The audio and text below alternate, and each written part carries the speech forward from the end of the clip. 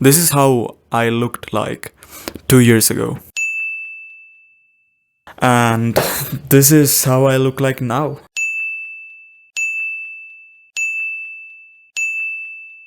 But how did I do it? Oh shit, here we go again. I started hitting the gym during my high school days. After facing so many rejections, failures, and being in a feeling of helplessness, I didn't have any hope. And I thought this might be my last bet, considering that I stopped everything I started, never really completed anything that I took on in my life, whether it be art, dance, music. I didn't complete any of those. So this was also kind of like a free throw into the void. But again, yeah, I stick with it for 3 years and here are my results. The first time I stepped into the gym, I thought 3 months later I'll walk out looking like Mark Wahlberg from Pain and Gain. That was my vision. But later I came to realize that it's not true. That's not true at all. Yeah.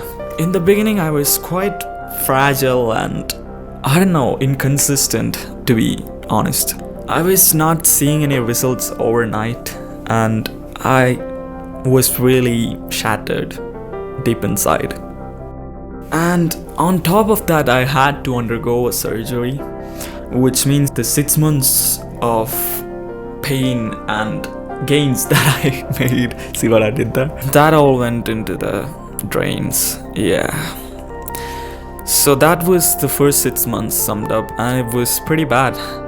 Taught me a lot, but actually didn't quite teach me a lot. I was still inconsistent and quite fragile. But seriously, all hope was not lost as I entered the next 6 months. Wait a minute! Who are you? I started seeing some gains during this phase of the transformation journey, and I've realized winning this game isn't about crossing the finish line. This game is different. As long as you stay in this game, you're winning. From that point of time, my motto was just simple: don't quit, never stop. You're winning the game as long as you're in the game. This game is different. Yes, I told it again. I said it again. I got really consistent with fitness during this period of my transformation journey, and I've started to realize the respect I'm getting from people. Like, people have started noticing me hitting the gym. They've started seeing changes in my body. Even I was happy during this period, genuinely. It was sort of a feeling like I was not focusing too much on my academics because, yeah, this was not a time to focus on academics, and I was quite honestly, I was concerned. I was not concerned because that wasn't an important year in my school. Yeah, so I decided to focus more on the gym fitness stuff. So I learned a lot during this period, and the fact that I was achieving something that I only thought was possible in movies and YouTube videos was really shocking. I was excited for the next phase.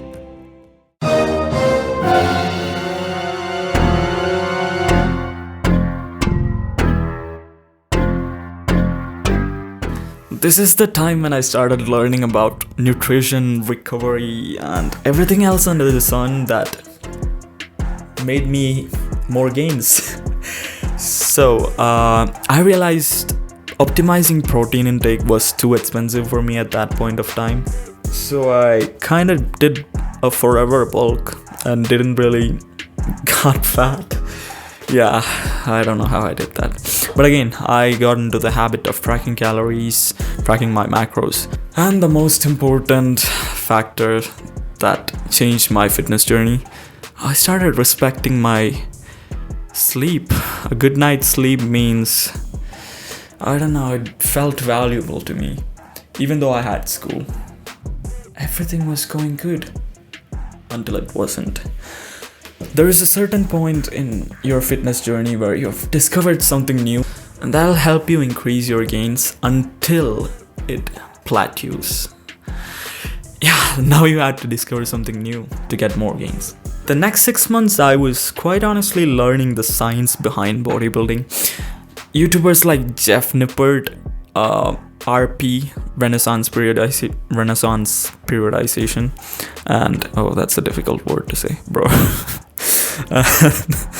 and Jeremy Appier, yeah, they were like my go-to YouTubers when it came to science-based bodybuilding, and I started taking it really seriously. I was reading all this new literature on bodybuilding, recovery, sleep, nutrition, everything, and I was also seeing what's trending at the moment. For example, the stretch at the really hardest part of a movement was really hypertrophic. That was a trend back then. Everyone made videos on it. So I obviously went with the trend and I implemented all of those into my workouts, whatever they said. And it was really, really great. I was feeling my muscles more. I was making more gains. Overall, I was pretty jacked. And everything went well, but I started over-optimizing my workouts.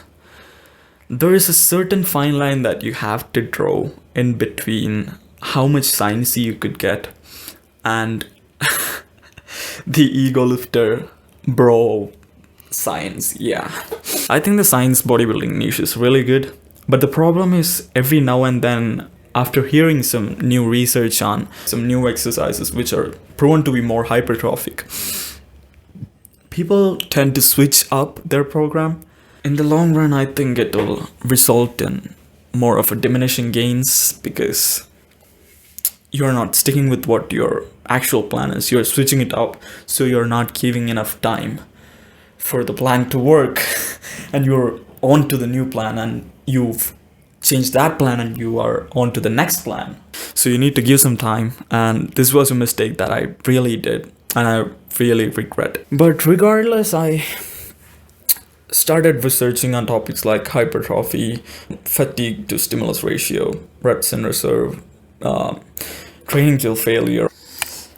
But too much optimizing leads to minimal gains, and this affected my progress in the long run. And I didn't really realize it, to be honest. And this is the time when people started noticing my results. This is the time when I started getting a bit bigger than what I used to be. Like, clothes start to fit in a bit tighter than usual, and people started asking me, have you been hitting the gym lately? Bro, what do you do for your forearms? They look awesome. Yeah, congrats, when now you look like you've been going to the gym for 3 or 2 months. Yeah, all that for nothing. Regardless of the opinions and the compliments that I was getting, I decided to push through, yeah. And that leads me into... They ask you how you are, you just have to say that you're fine when you're not really fine, but you just can't get into it because they would never understand. Basically, this is the time when I started having body dysmorphia. At this point in time, I've been the biggest and the leanest I've ever been, but I yet still felt small from the inside. And crazy overnight transformations on social media kept me awake. My university just started, and I went into a hostel for 2 months. And I lost all of the muscle I had. I was dropping a kilogram of weight a day. That's 2 point something pounds per day. Ab veins started popping out of my belly. That's how insanely lean I was. But even though I was lean and shredded, that didn't make me happy. I felt small. I felt like I didn't fit into my clothes enough. So I started to do that. And that obviously makes you more weird in public. So I shifted back to my dad's office, and my sleep quality is the shittiest it has ever been.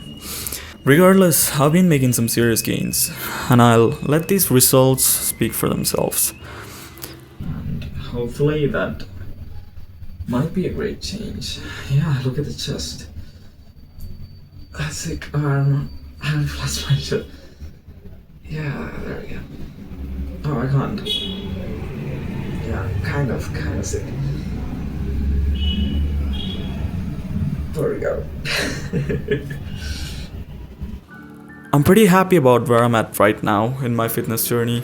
I don't lean in towards the science-based bodybuilding niche too much anymore, but I do keep the core values and insights that has helped me in the past.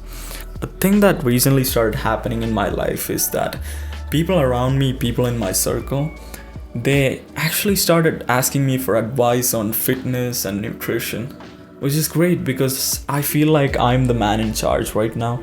And it feels so awesome because in the beginning of this fitness transformation, I weighed at around 125 pounds.